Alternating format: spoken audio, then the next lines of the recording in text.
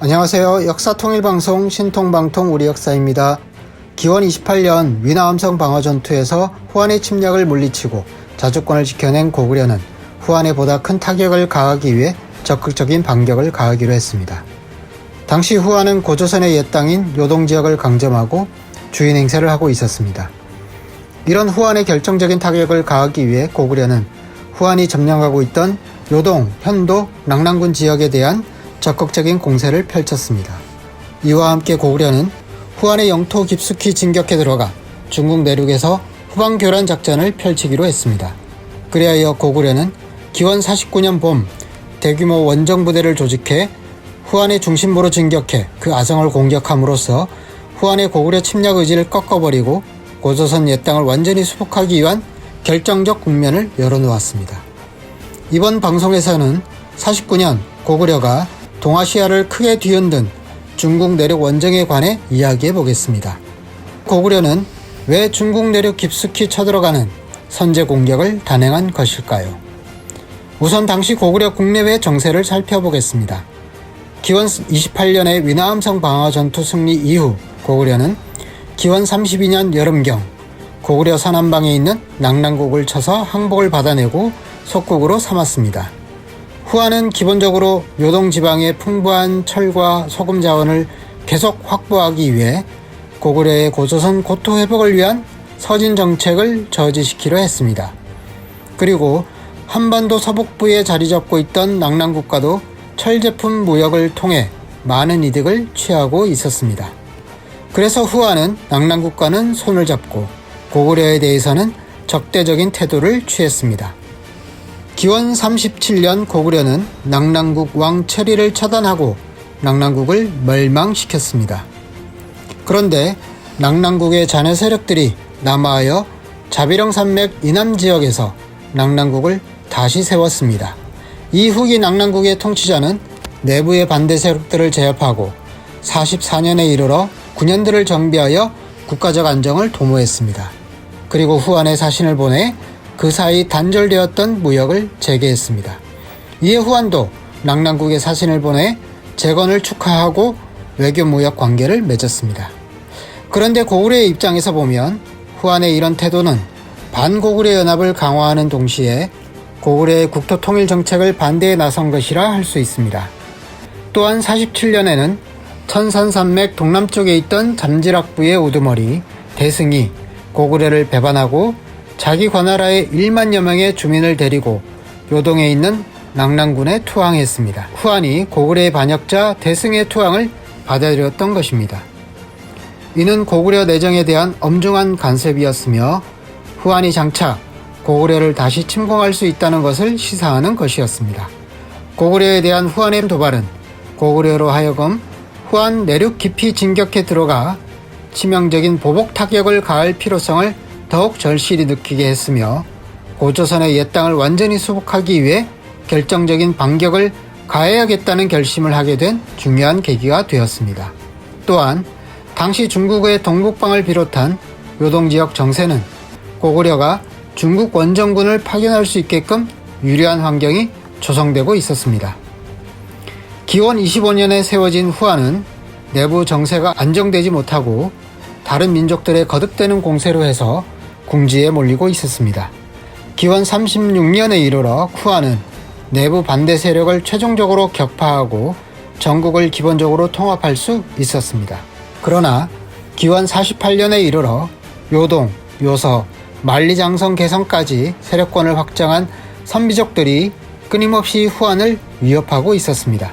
후한은 북방민족들의 거듭되는 공세로 정세가 안정되지 못하고 있었습니다.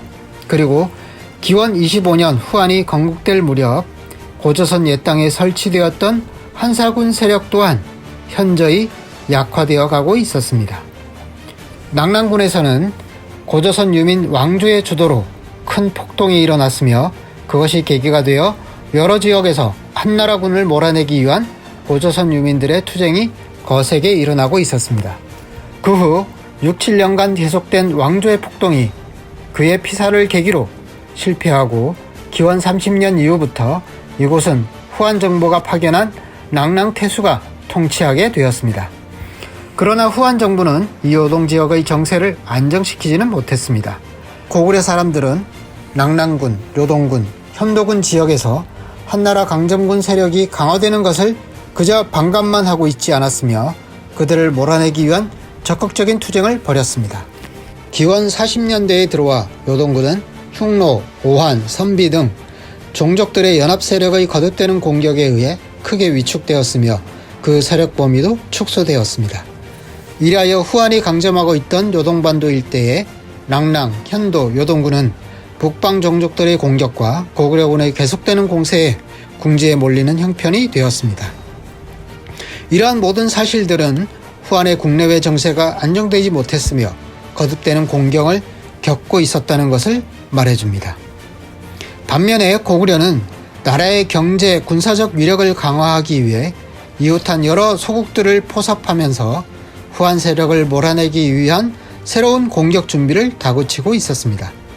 이 시기 고구려가 후한에 대한 대규모 원정을 단행할 수 있었던 것에는 이웃한 선미족들과의 우호적인 관계를 맺고 있었기 때문이기도 했습니다. 요동, 요서, 선해관 일대에서 성장한 선미족들은 후한과 적대적인 관계에 고구려와는 화친 관계에 있었습니다. 이와 같이 국내외 정세는 고구려군이 후한 국내 깊이 진격해 들어가 결정적인 타격을 가할 수 있는 유리한 국면이 조성되었습니다.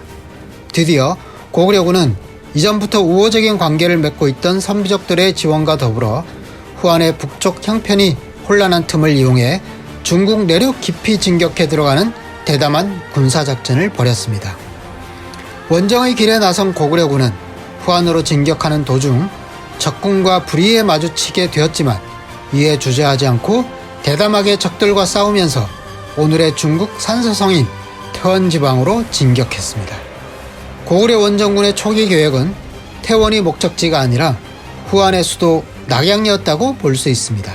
왜냐하면 고구려 원정군이 원정을 단행한 기본 목적이 고초선 옛 땅을 강점한 후한에 큰 타격을 주어 몰아내자는 데 있었던 만큼 후한 집권 세력과 직접 결판을 내고자 원정에 나섰기 때문입니다.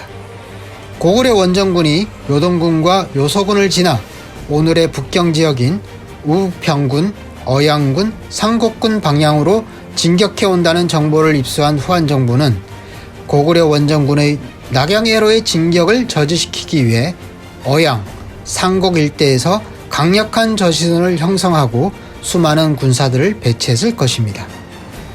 상곡 개선에 진격한 고구려 원정군은 앞을 막아 나서는 후한군의 반격을 물리치면서 앞으로 계속 전진했으나 후한군의 집요한 반격에 방향을 내돌아 태원에 이른 것입니다. 고구려군의 진격 기세에 극도로 당황한 후한 집권 세력은 할 수 없이 요동태수를 내세워 많은 배상물자를 지불하면서까지 고구려와의 평화적인 국교 회복을 간청해 오지 않을 수 없었습니다. 후한이 고구려 원정군에 대해 끝까지 무력으로 맞서지 못하고 자기의 정권 대표를 보내 화친 관계를 회복할 것을 청한 것으로 보아 49년 고구려 원정군의 기세가 대단히 컸다는 것을 알 수 있습니다. 고구려군은 원정 목적이 기본적으로 이루어졌다고 판단하고 후한의 화친 요청을 받아들이고 태원에서 철수했습니다. 중국 태원에서 철수한 고구려군은 원정에서 이룩한 성과들을 공고히 하면서 향후 혹시 있을지 모를 후한의 배신과 침략에 대처하기 위해 요하 서쪽 요서 지역에 10개의 성을 쌓았습니다. 고구려의 태원 원정은 고구려군이 방어력에서뿐 아니라 뛰어난 기동성과 공격력을 갖춘 무적의 강군이라는 것을 널리 시위했습니다.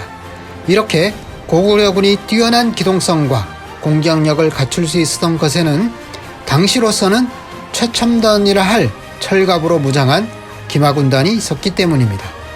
고구려는 당시로서는 최첨단의 뛰어난 제철 제강 기술을 보유한 나라였습니다.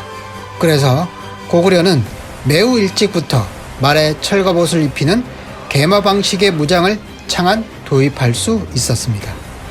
태원 원정을 통해 고구려는 외세의 침략 기도에 대처하여 방어에만 머물지 않고 대담한 선제 공격으로 동아시아 강국으로서의 고구려의 힘과 기계를 널리 과시했으며 고조선 고토의 완전한 회복을 위한 사업을 완강하게 밀고 나갈 수 있었습니다.